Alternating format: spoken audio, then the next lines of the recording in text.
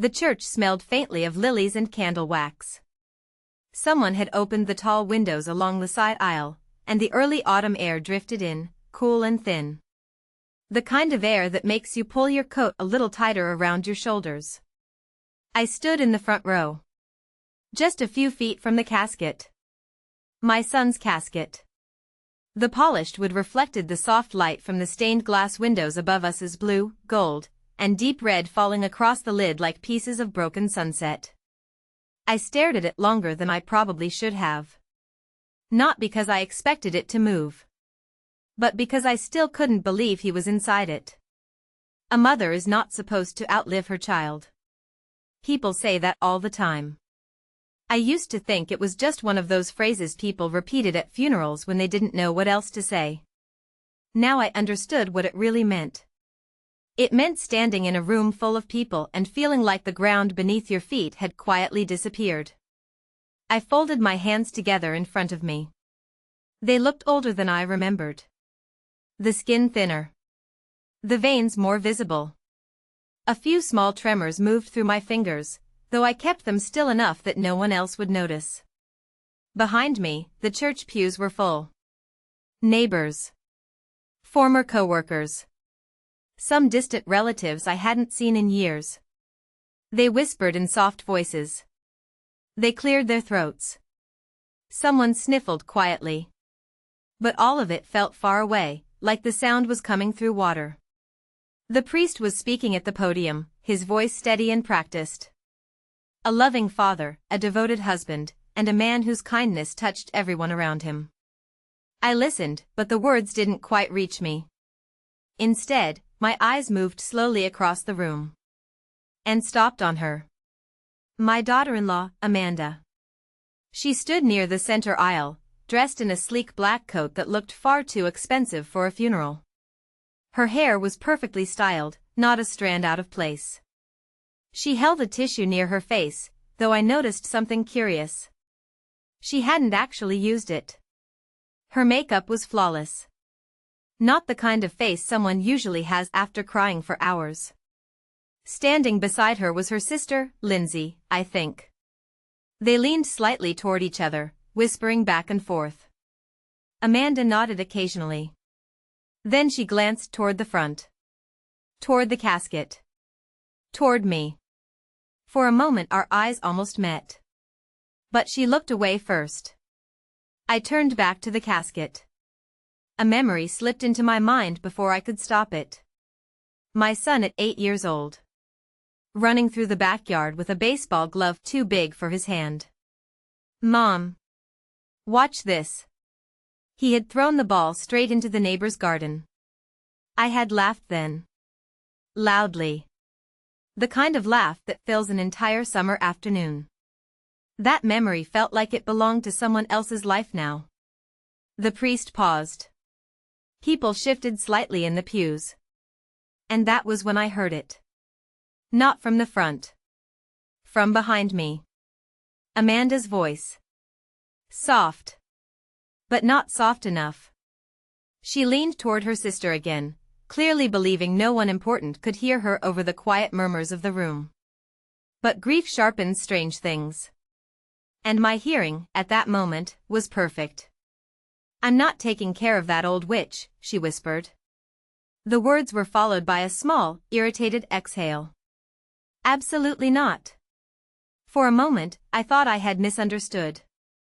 The phrase hung in the air like something physical. Heavy. Ugly. My hands tightened together slightly. Old witch. I didn't turn around. I didn't react. I didn't even blink. But something inside me shifted. Because the sentence didn't surprise me as much as it probably should have. No.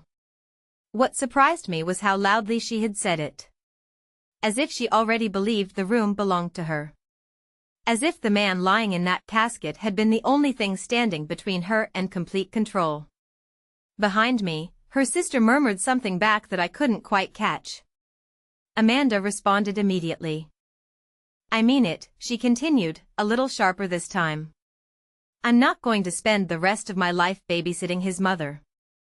A pause. Then a quiet, humorless laugh. She can figure something out. The priest resumed speaking. And in times of loss, family becomes our greatest source of strength. Family.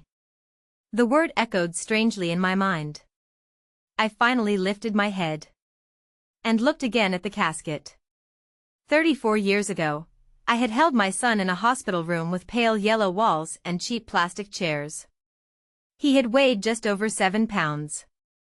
His tiny fingers had wrapped around mine. I remembered the nurse smiling and saying, "He's going to break hearts someday." I had smiled back then.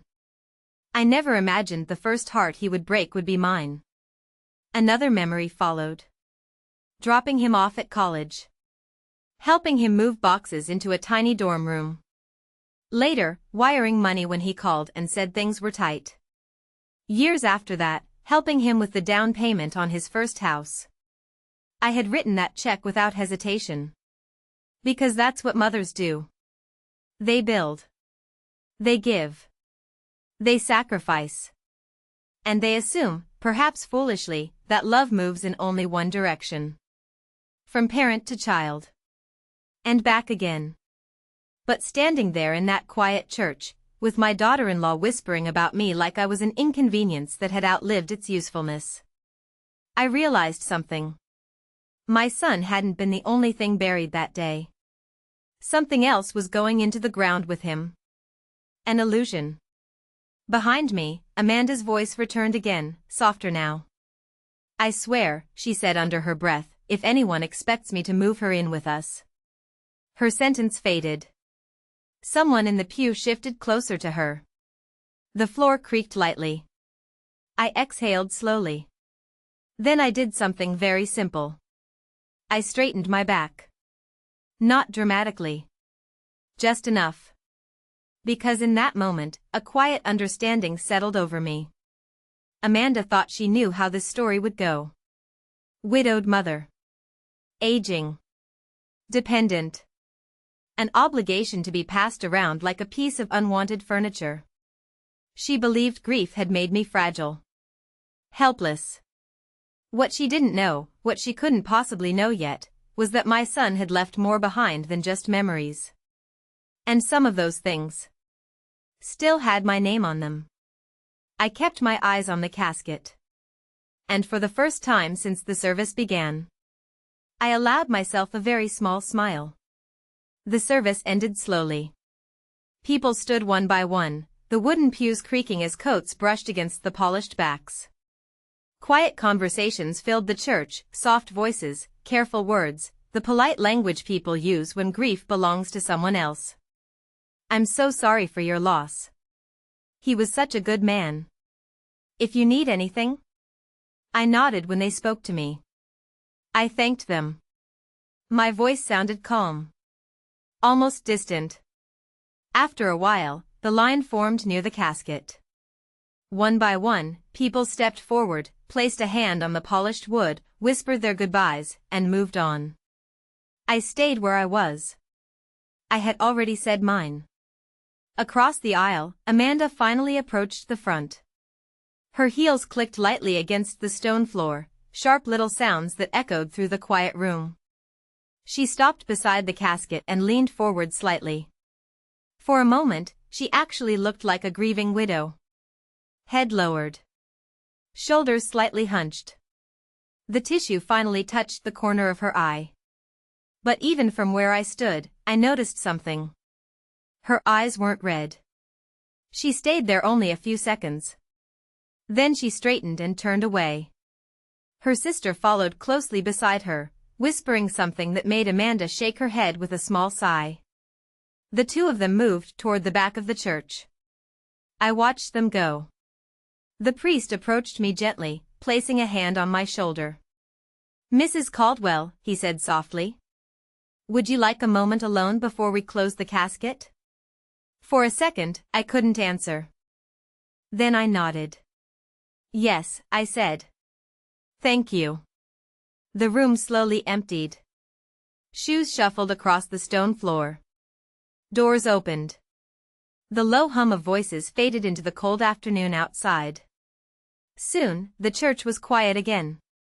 Just me. And the casket. I stepped closer. The wood was darker up close, the grain smooth beneath the light. Someone had placed a small photograph near the arrangement of white flowers on top. My son at 30. Standing on the porch of the house he had just bought. The same house I had helped him pay for. He was smiling in that picture. Proud. Hopeful.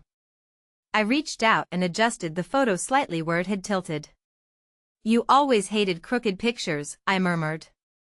The words sounded strange in the quiet room. For a moment, memories tried to rush in again. Birthdays. Christmas mornings. The smell of pancakes on Sunday afternoons. But I pushed them aside gently. Because something else had begun to settle in my mind. Amanda's voice. I'm not taking care of that old witch. I stood there a long time, looking at the casket. Not crying. Not anymore. Eventually the funeral director approached from the side aisle, his step slow and respectful. Ma'am, he said quietly, we'll need to close the casket soon. I nodded. Of course. He hesitated a moment. If you'd like to say anything, now would be the time. I looked down at my son one last time. There were many things I could have said. But grief has a way of simplifying words. So I only said one sentence. I hope you knew I tried. Then I stepped back. The lid closed with a soft, final sound. And as the funeral director secured the latches, a strange thought crossed my mind. Amanda believed the hardest part of my life had just begun. Living alone. Getting older. Needing help. She believed I would eventually have no choice but to depend on her. What she didn't know was that my son had trusted me with certain things long before he died. Things Amanda had never paid attention to. Things she probably assumed already belonged to her. I picked up my coat from the pew and walked slowly toward the church doors. Outside, the afternoon sky had turned pale gray. Cars were already lining up for the procession to the cemetery.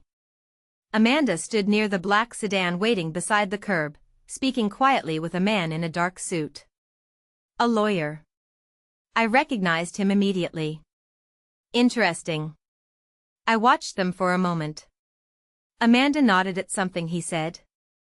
Then she glanced toward the church entrance and saw me standing there. Her expression shifted quickly. Polite. Controlled. Widow again. But something in her eyes flickered. Impatience. Calculation. I held her gaze for just a second. Then I gave her a small, gentle smile. The kind of smile that looks like grief to most people. And walked past her toward the car. Because the truth was, Amanda thought the funeral had ended today. But in many ways, something else had just begun. The cemetery was quieter than the church. A wide field of winter grass stretched across the hill, pale under the gray sky. The wind moved slowly through the rows of headstones, carrying the faint smell of damp earth. I stood beside the grave. The black umbrellas formed a small circle around the open ground. A few distant relatives stood behind me. Neighbors. Two of my son's old co-workers.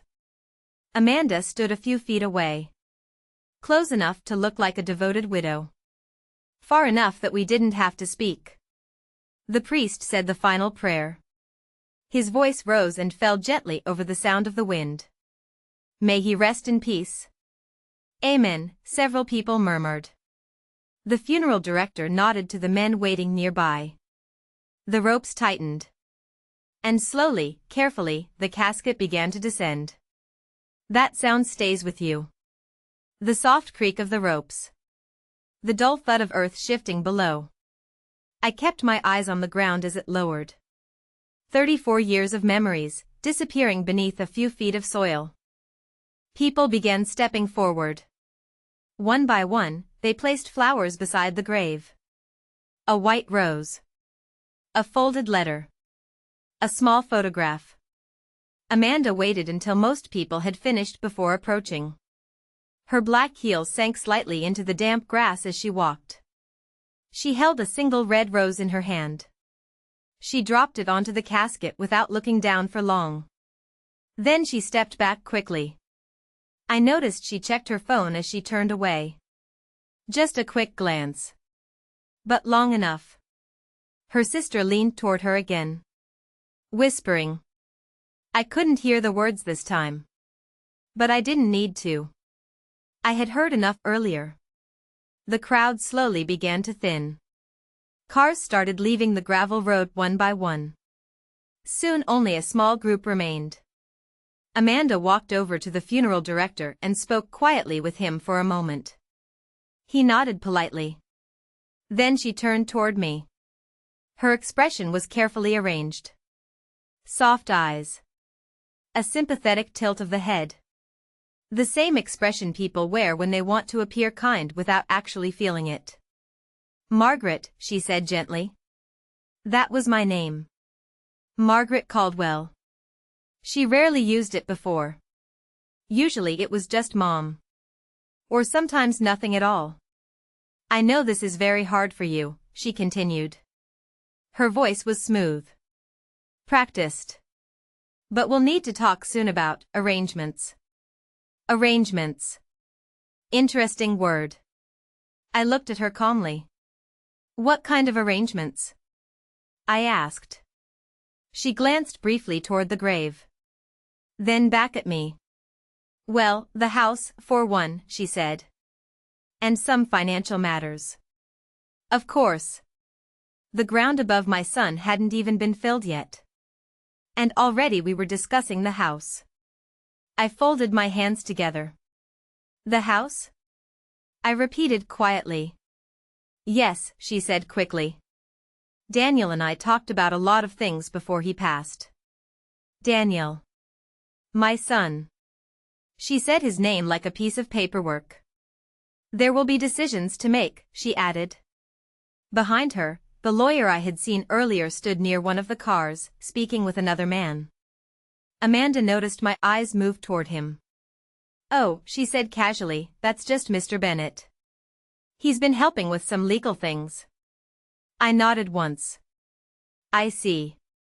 A short silence passed between us. Then she gave me a small, patient smile. Of course, she continued, lowering her voice slightly, we'll also have to think about what's best for you. Best for me. There it was. I remembered her words in the church again. I'm not taking care of that old witch. I looked at the open grave for a moment. Workers had begun quietly preparing the first shovels of dirt. Then I turned back to Amanda. You're right, I said softly. We should talk. Her shoulders relaxed slightly. Relief. Confidence. She thought the conversation ahead would be simple. Predictable. An aging mother. A grieving widow. A few signatures. A few decisions made for my well-being. Amanda had always believed she understood how the world worked. Control the money. Control the house. Control the people who depended on them. What she didn't understand yet was that Daniel hadn't controlled everything. Some decisions had been made long before this funeral. Decisions Amanda had never bothered to ask about. The wind moved across the cemetery again. Amanda adjusted her coat and glanced at her lawyer waiting by the car. Then she looked back at me. We'll talk tomorrow, she said politely. I nodded. Yes, I replied. Tomorrow will be fine. She turned and walked away across the grass. I watched her go. And for the first time since the funeral began, I felt something other than grief. Not anger. Not revenge. Just a quiet certainty. Because tomorrow, Amanda was going to learn something about my son. Something she had never expected. And something she definitely wasn't prepared for. The cemetery emptied faster than I expected. Within 20 minutes, Most of the cars had already disappeared down the narrow road that curved around the hill. The workers finished lowering the casket and began the quiet, careful process of filling the grave. The sound of shovels hitting dirt was steady, rhythmic. I stood there a little longer than necessary. Not because I thought it would change anything, but because 34 years of motherhood felt strange to leave behind in the span of a single afternoon. Eventually the wind picked up, colder now. I pulled my coat tighter and walked toward my car. Amanda was already gone. So was her sister. And the lawyer. That didn't surprise me. Funerals, I've learned, are different for different people.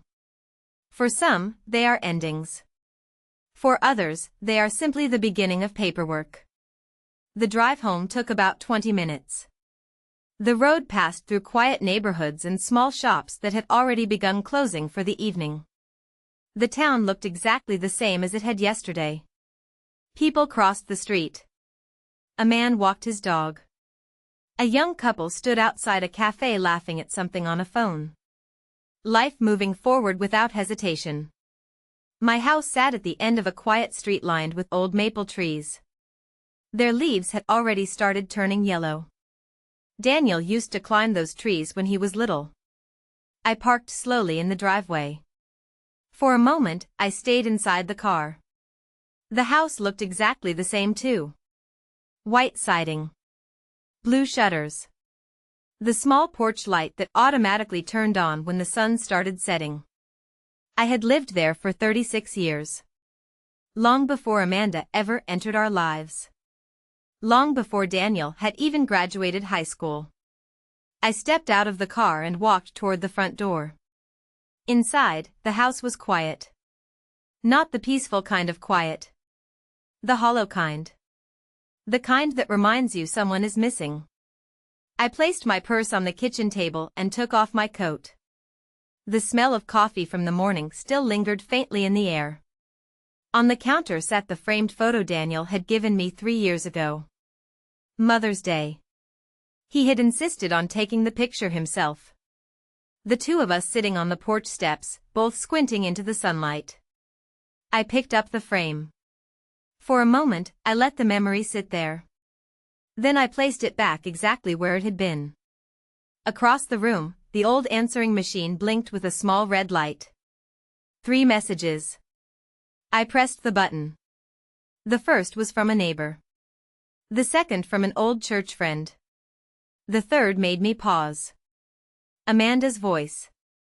Margaret, she said, her tone polite but rushed. Just checking in. Mr. Bennett and I will stop by tomorrow morning around 10 so we can go over everything. It shouldn't take long. A small pause. Then she added. There are just a few documents we'll need to review. The machine clicked. Silence returned to the kitchen. I poured myself a glass of water and sat down at the table. Documents. Of course. Amanda believed tomorrow would be simple. A grieving mother. A helpful daughter-in-law. A lawyer explaining what needed to be done. But as I sat there in the quiet kitchen, another memory surfaced. 3 years ago.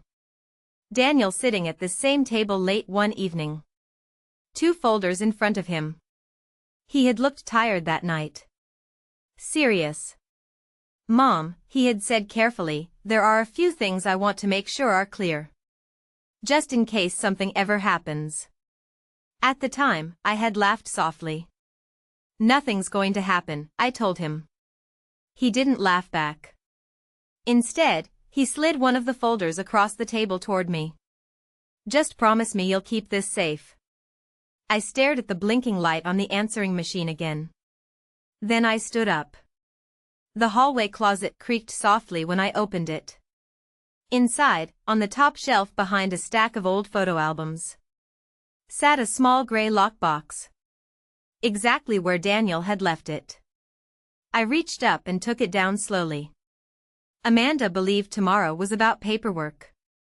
What she didn't know yet was that the most important papers in this story were never in her lawyer's briefcase.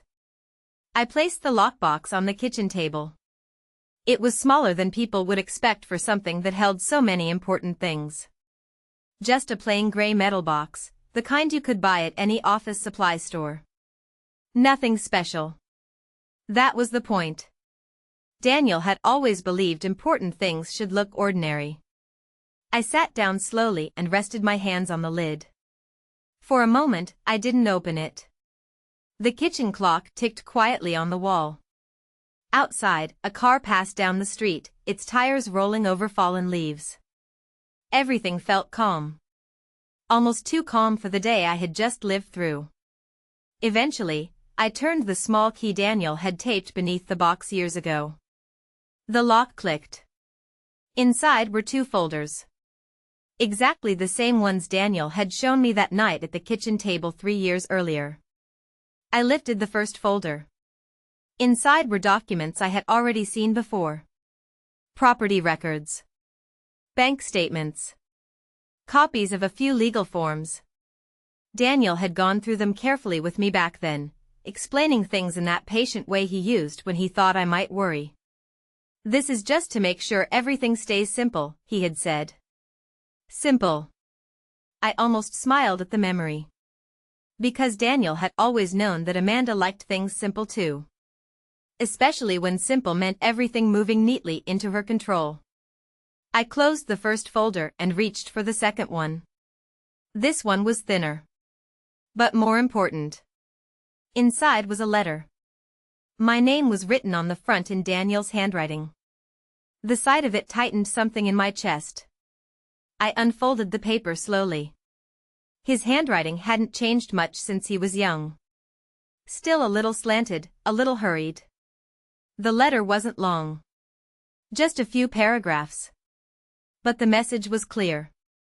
Daniel had written it after a long conversation we'd had one evening about the house, the savings, and what might happen if something ever happened to him unexpectedly. At the time, I had told him he was worrying too much. But Daniel had only shrugged. "Better to plan early," he said. I finished reading the letter and placed it back in the folder. Then I looked at the final document beneath it. The one Amanda definitely didn't know about. A revised legal agreement. Signed. Stamped. Witnessed. The date was 2 years old. Daniel had made that change quietly, without telling many people. He had told me though. "Just in case," he had said. I closed the folder and leaned back in my chair. Amanda believed tomorrow's meeting would be about explaining things to me. About guiding me through decisions. About making sure I understood what was best for my future.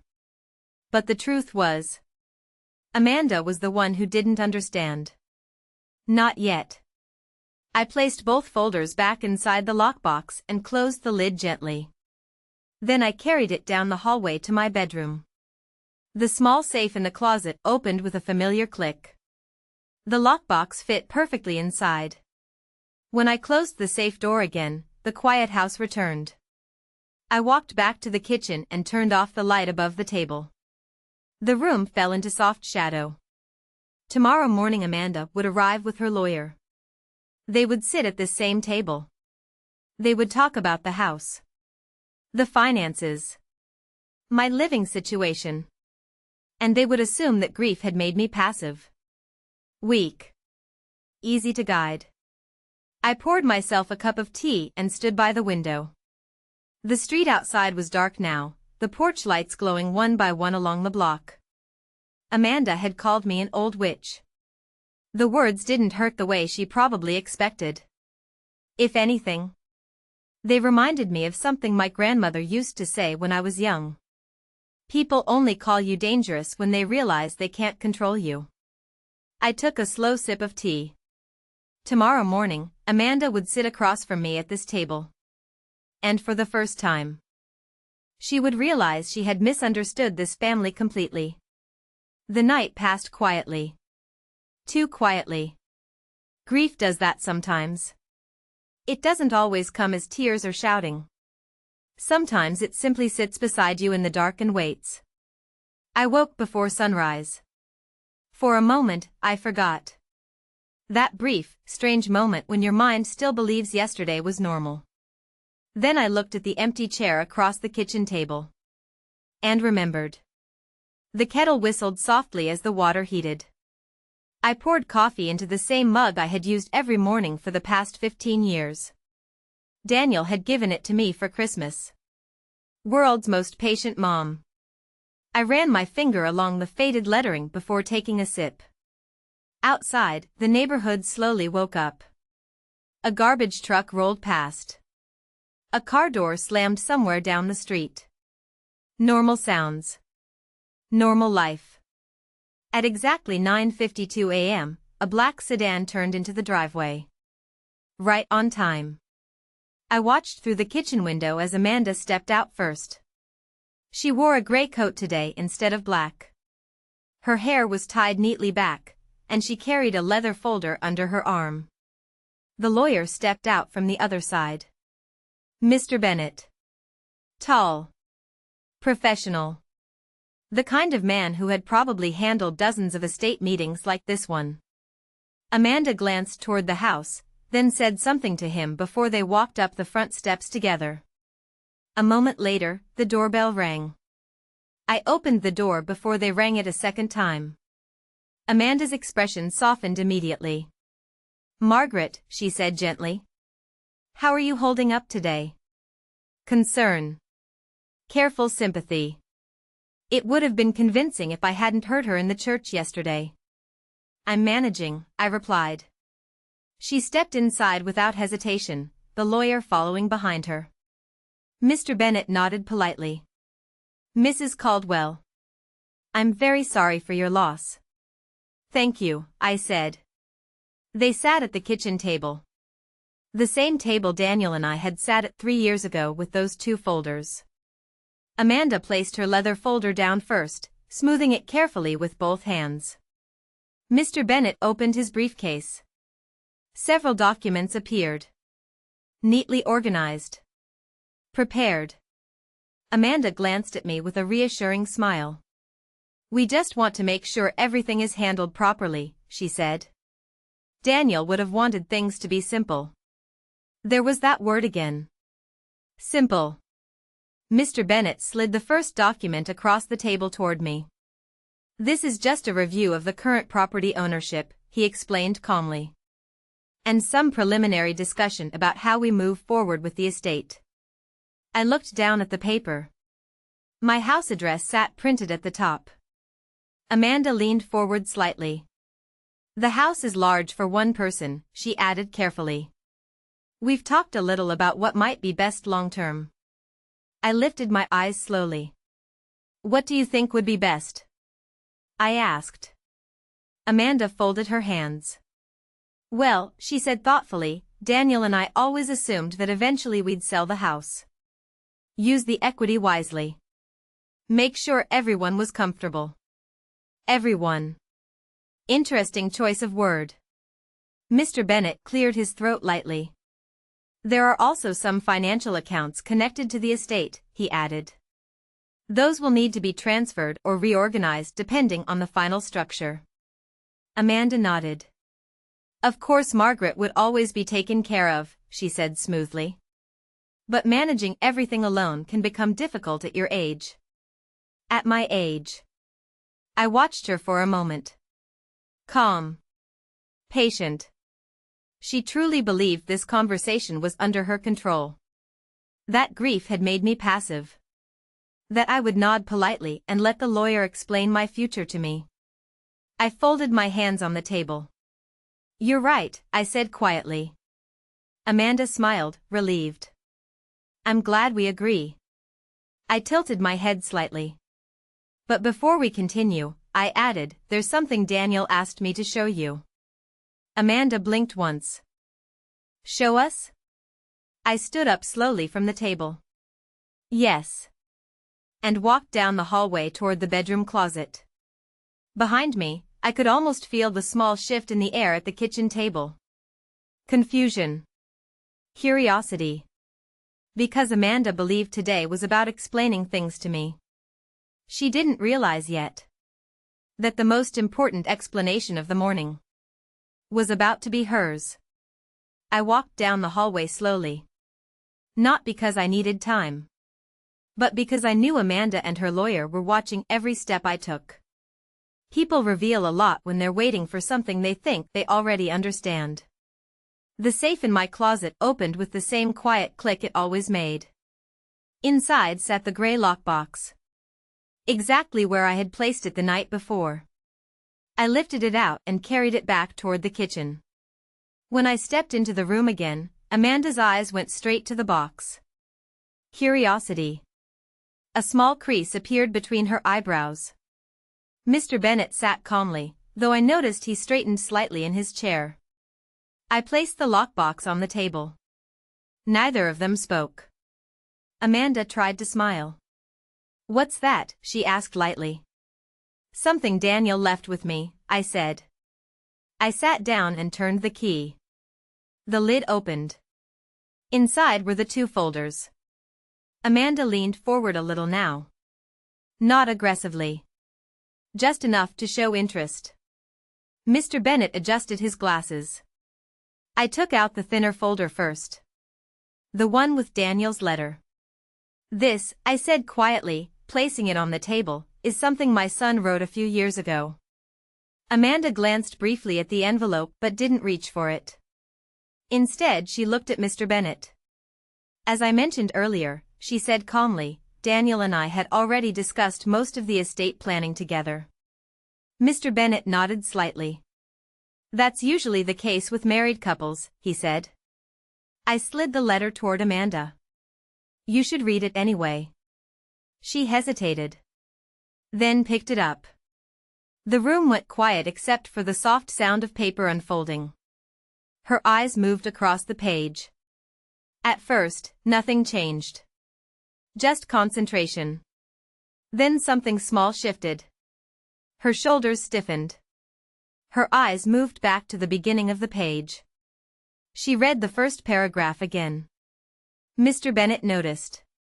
"Is there a problem?" he asked.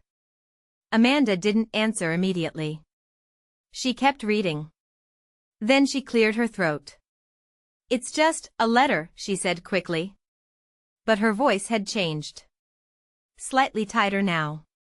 Mr. Bennet reached out politely. "May I?" Amanda handed it to him. He read more slowly. Lawyers always do.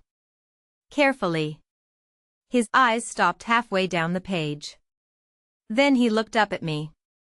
"Mrs. Caldwell," he said, choosing his words carefully, "when exactly was this written?" 3 years ago, I replied. Amanda shifted in her chair. "That doesn't change anything," she said quickly. "Daniel and I updated our plans many times after that." "Of course," Mr. Bennet said calmly. Then he looked down again. Finished reading. And leaned back slightly. "Interesting," he murmured. Amanda frowned. "What?" He placed the letter back on the table. "Well," he said slowly, "according to this, Daniel wanted to make sure certain assets remained under his mother's control." Amanda's eyes flashed. "That doesn't make sense." I opened the second folder. The thicker one. And slid a document across the table toward them. "This might help," I said. Mr. Bennet picked it up first. The moment he saw the header, his expression changed. Not dramatically. Just enough. His eyebrows lifted slightly. He scanned the page once. Then again more carefully. Amanda leaned toward him. "What does it say?" Mr. Bennet lowered the document slowly. "This," he said, "is a revised legal agreement." Amanda's voice sharpened. "Revised how?" He turned the paper toward her. "So that Mrs. Caldwell," he said quietly, "remains the primary legal owner of the house." Silence filled the kitchen. Amanda stared at the page. Then at me. "That's impossible," she said. Her voice was no longer soft. "No," Mr. Bennet corrected gently. "It's very possible." He tapped the bottom of the document. The signatures are valid. Amanda leaned closer to the paper, her face losing color now. But Daniel told me. She stopped herself. The lawyer continued calmly. This document was filed 2 years ago. Amanda slowly lifted her eyes to me. The polite mask she had worn all morning was gone now, replaced by something else. Confusion. And the first hint of fear. I folded my hands on the table, just like she had done earlier.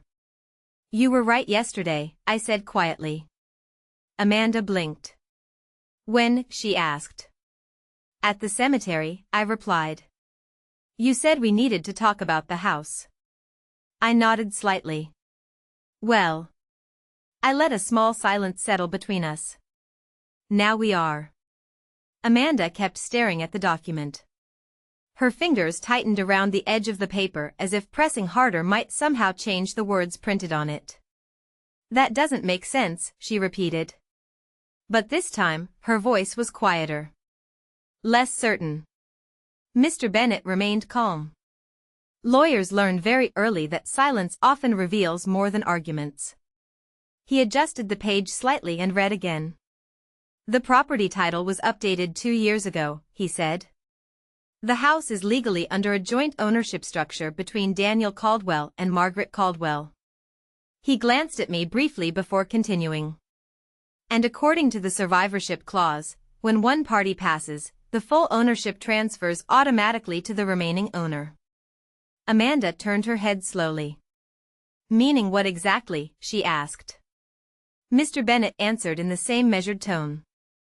It means the house now belongs entirely to Mrs. Caldwell.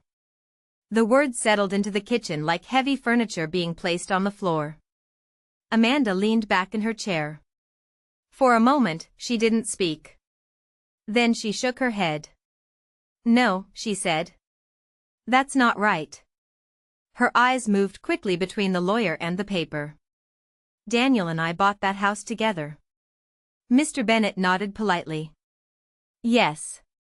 But the down payment and the revised ownership filing show a different structure. Amanda's voice sharpened. What structure? He tapped the second page. The down payment was provided through a transfer from Mrs. Caldwell.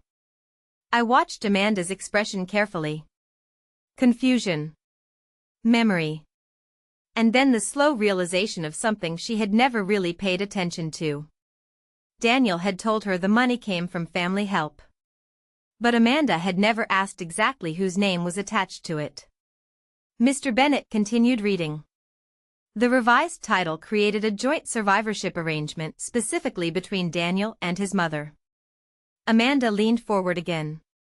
But I'm his wife, she said quickly. That automatically makes me. Not in this case, Mr. Bennet said gently. He slid the paper slightly closer to her. The legal ownership is very clear. Amanda's hand trembled slightly as she flipped to the final page. Her eyes stopped at the signature line. Daniel Caldwell. Margaret Caldwell. The notary stamp. The date. 2 years ago.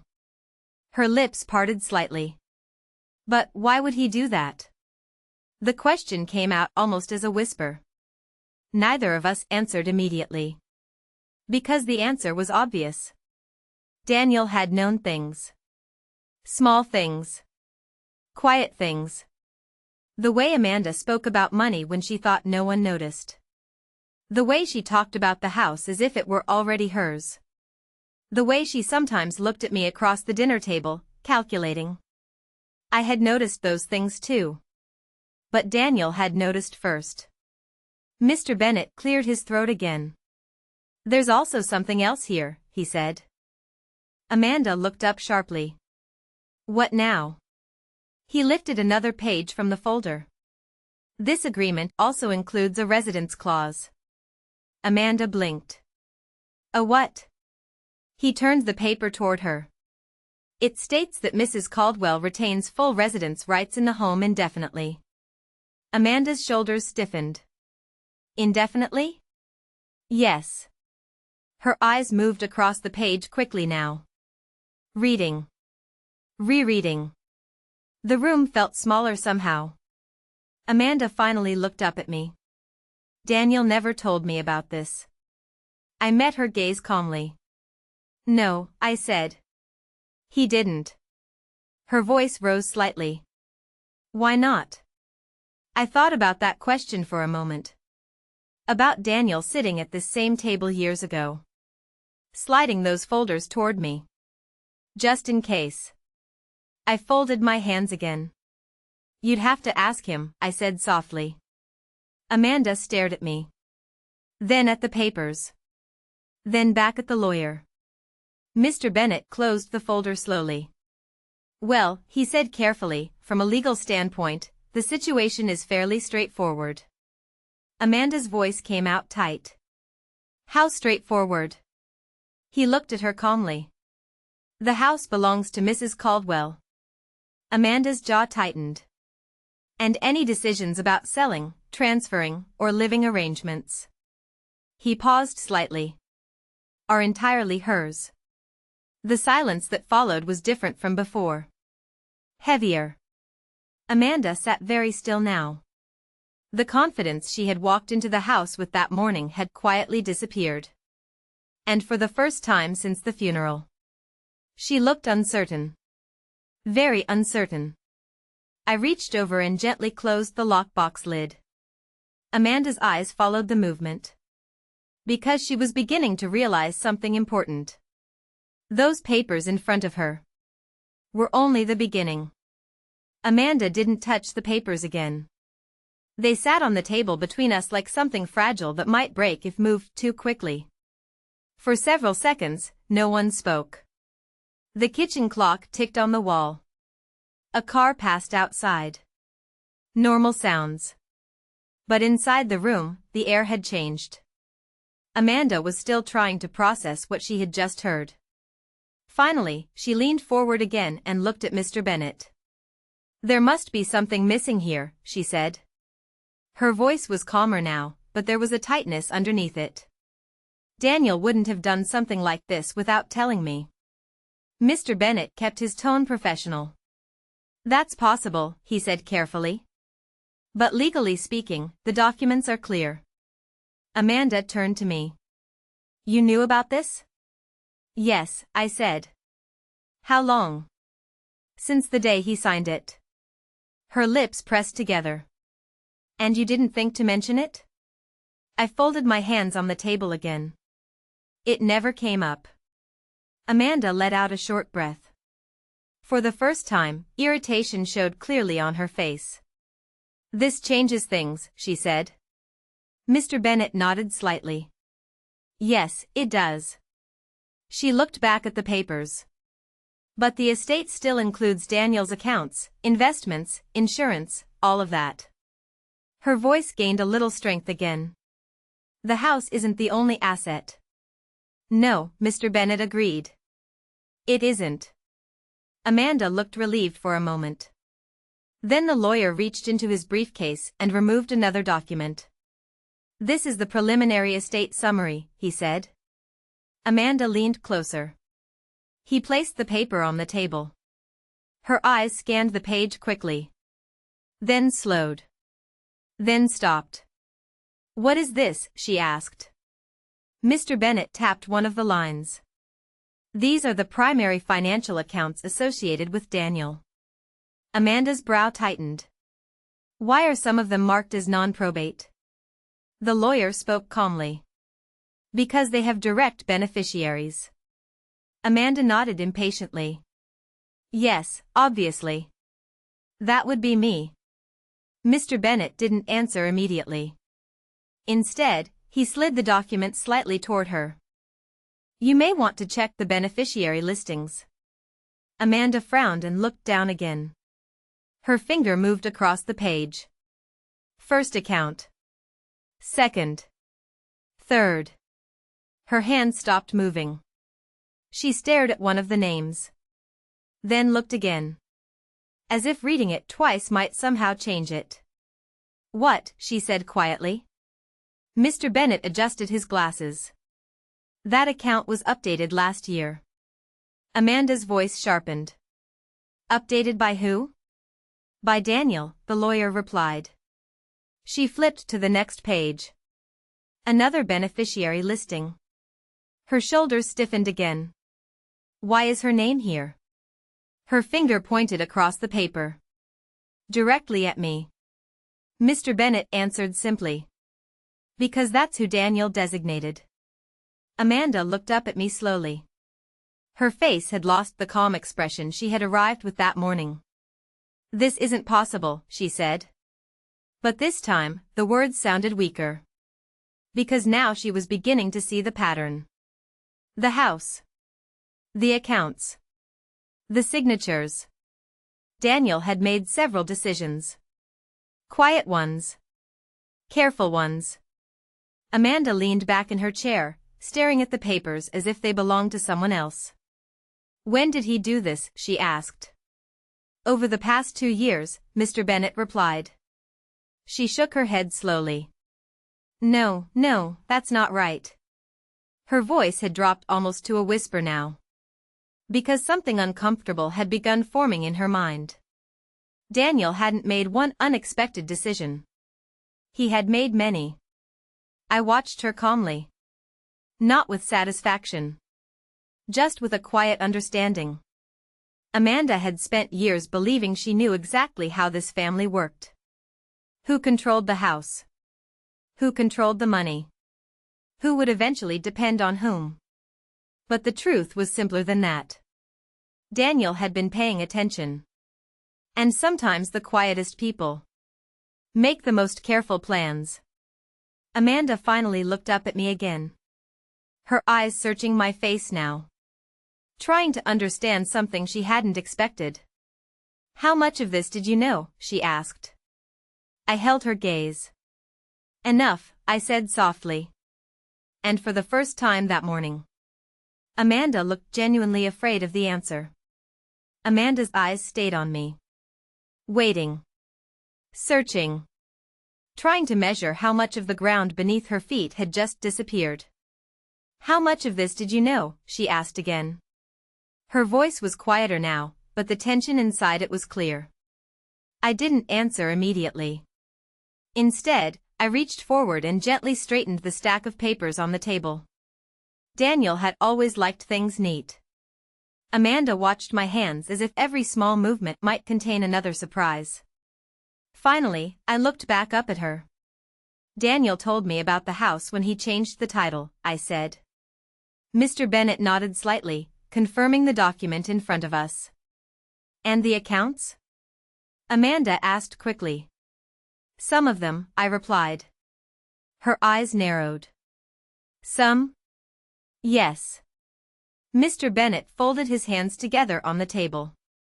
As I mentioned earlier, he said calmly, several of the financial accounts were updated with direct beneficiary designations. That means they transfer automatically and are not part of the probate process. Amanda looked back down at the estate summary. Her finger moved slowly across the lines again. Checking each name more carefully this time. One account. Then another. Then a third. Every time her finger reached the beneficiary column, the same name appeared. Margaret Caldwell. She looked up again, frustration breaking through now. This doesn't make any sense, she said. Daniel and I planned everything together. The words came out quickly. Almost defensively. Mr. Bennet tilted his head slightly. That may be true for some things, he said carefully. But not necessarily all financial decisions. Amanda turned to him sharply.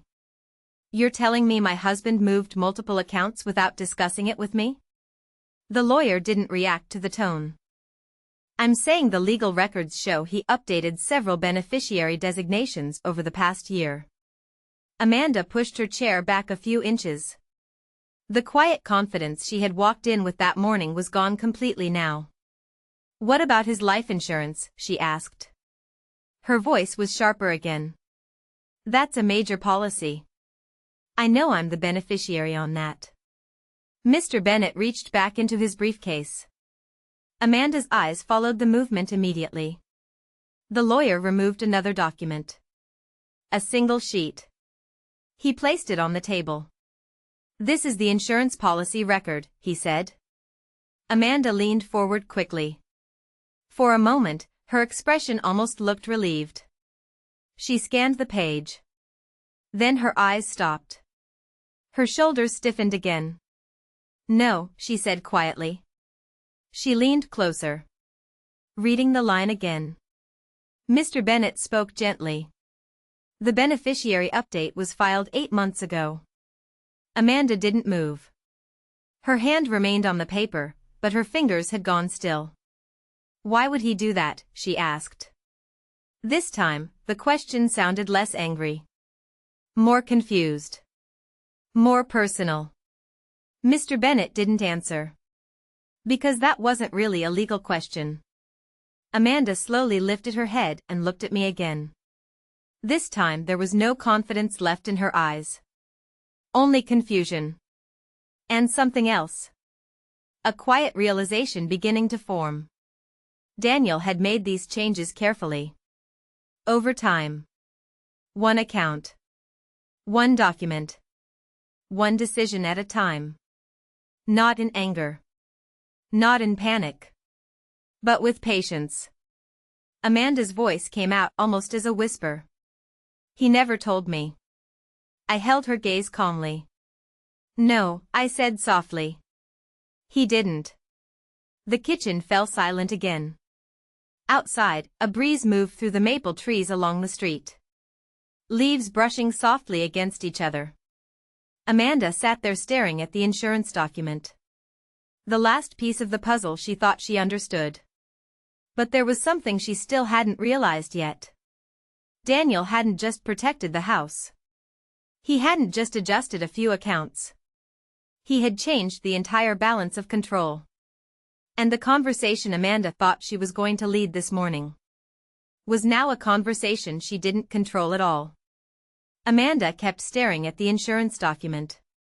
Her hand was still resting on the page, but she wasn't reading anymore. She was thinking. Trying to go back through the last few years in her mind. Trying to remember conversations. Moments. Anything that might explain what she was seeing. But the silence in the kitchen only made that harder. Mr. Bennett sat patiently, giving her time. Lawyers understand that realization rarely arrives all at once. Sometimes it arrives in pieces. Amanda finally leaned back slowly in her chair. Her eyes moved between the documents spread across the table.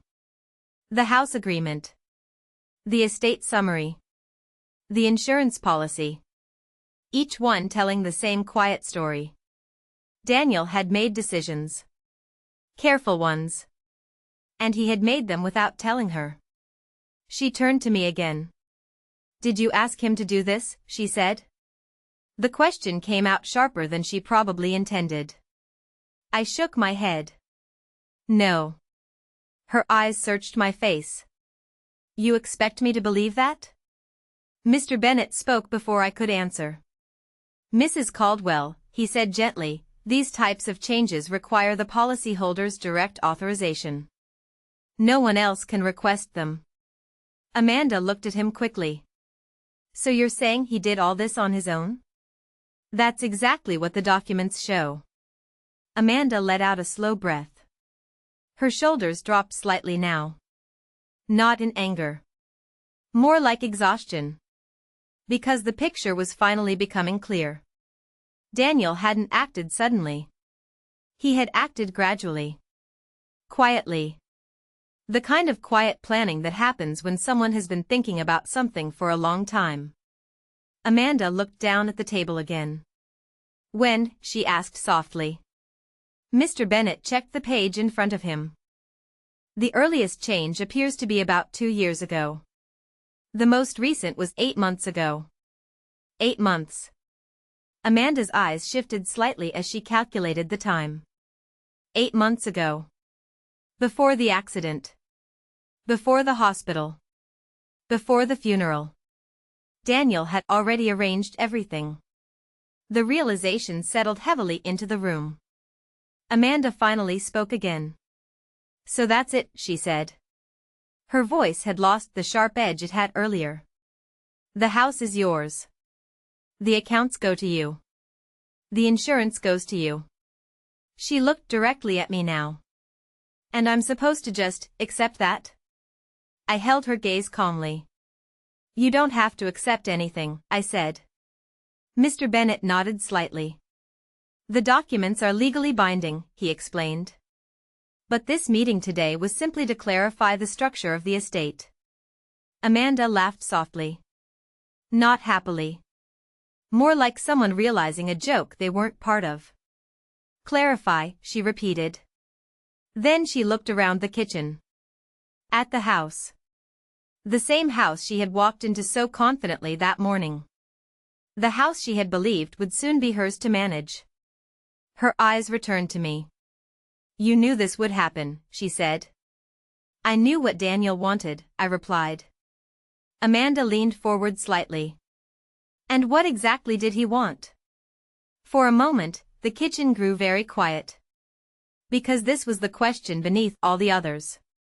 Not about money. Not about documents. But about Daniel himself. I rested my hands on the table. He wanted things to stay fair, I said. Amanda frowned. Fair to who? I looked at her steadily. To the person who built this house with him. Amanda's expression hardened slightly. You're saying that's you? I didn't raise my voice. Didn't argue. I simply nodded once. And that quiet answer seemed to settle deeper into the room than any argument could have. Because Amanda was finally beginning to understand something important. Daniel hadn't just protected his mother. He had protected the balance of the family. And the plan Amanda thought she was walking into that morning had never really been Daniel's plan at all. Amanda sat quietly for a long time after that. The papers remained spread across the kitchen table, but no one reached for them anymore. Mr. Bennet finally closed the folder and placed it neatly back into his briefcase. Well, he said gently, from a legal standpoint, everything is very clear. If there are no further questions, we can begin the formal filing process later this week. Amanda didn't answer right away. She looked around the kitchen slowly. At the cabinets. At the old coffee maker on the counter. At the small scratch on the table that Daniel had made when he was 10 years old trying to build a birdhouse inside the house. I saw the moment when she noticed it. Her eyes paused on the mark. Then moved away again. For the first time since she arrived, the house probably looked different to her. Less like an asset. More like a place that had a history long before she ever stepped inside it. Mr. Bennet stood up politely. I'll give you both a moment, he said. Amanda didn't stop him. The front door opened and closed a minute later, leaving the two of us alone in the quiet house. Amanda sat across from me, her hands resting on the table. The anger that had flashed earlier was gone now. So was the confidence. What happens now? She asked finally. Her voice sounded tired. Not defeated. Just different. I took a slow breath before answering. Now? I said. Yes. I looked toward the window for a moment. The maple trees outside were moving gently in the wind. Daniel had planted one of them himself when he was 17. He said the street needed more shade. Now we move forward, I said. Amanda watched me carefully. And where does that leave me? It was an honest question this time. Not a challenge. Not an accusation. Just a question. I folded my hands together on the table. Daniel didn't try to erase you, I said calmly. Her brow tightened slightly. Then what did he do? He made sure no one would be pushed out of this family. Amanda didn't speak. So I continued. This house stays standing, I said quietly. The people who built it stay respected. And the future gets decided with patience. Amanda looked down at the table again. Processing the words. Processing the last 2 hours. Finally she stood up slowly. For a moment, I thought she might say something else. But instead, she simply nodded once. Not warmly. Not coldly. Just understanding. She walked toward the front door. Before stepping outside, she paused. Her hand rested on the doorframe. You knew he'd think this way, she said quietly. I didn't deny it. Yes, I answered. She nodded once more. Then she stepped outside and closed the door behind her. The house fell silent again. I stood in the kitchen for a while after that, looking at the table where Daniel and I had sat years ago with those same folders. Back then, I had told him he was worrying too much. That families didn't need plans like that. But Daniel had only smiled. Sometimes people only show you who they are when things get hard, he had said. I finally gathered the papers and placed them back into the gray lockbox. Then I carried it down the hallway and returned it to the safe. When I came back into the kitchen, the afternoon sunlight was filling the room. Warm. Quiet. The house felt the same as it always had. And in a strange way, so did my son. Because Daniel hadn't tried to control the future. He had simply made sure the truth would still have a place to stand. Even after he was gone.